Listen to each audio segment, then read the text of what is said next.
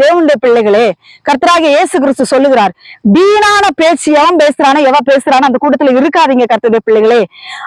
அந்த ஸ்பிரிட் நம்மளை தாக்கும். நான் உண்மையை சொல்றேன், நான் உணர்ந்தனால சொல்றேன்.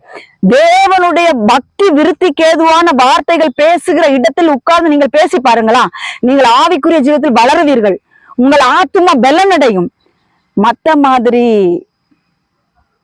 அவன் அழகா இருந்தான், அவனை பார்த்து பல்ல காட்டினேன், இவ அழகா இருந்தா இவளை பார்த்து நான் பல்ல காட்டினேன், நான் அப்படி பாவத்துல விழுந்து கிடந்தேன், நான் இப்படி பாவத்துல விழுந்து கிடந்தேன்.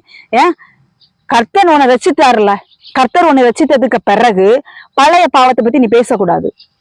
ஏன் அப்படின்னு உனக்கு அந்த பாவம் மன்னிக்கப்படல. நீ எப்போ பழைய பாவத்தை குறிச்சு இன்னொரு ஆள்கிட்ட நீ ஷேர் பண்றியோ அப்போ உன்னுடைய பாவம் மன்னிக்கப்படலை என்று அர்த்தம். பழைய பாவத்தை குறிச்சு பேசாதீங்க. நீ எப்படிப்பட்ட சாக்கடைகளை நீ புரண்டு கடந்தாலும் ஓகேதான், அது தேவன் பரிசுத்த ரத்தத்தால கழுவிட்டாரு. இந்த நாட்கள் அநேகர் சொல்லக்கூடிய வார்த்தை என்ன தெரியுமா, நான் முன்னாடி எல்லாம் ஆபாச படங்கள் பார்த்து கொண்டிருந்தேன், நான் முன்னாடி எல்லாம்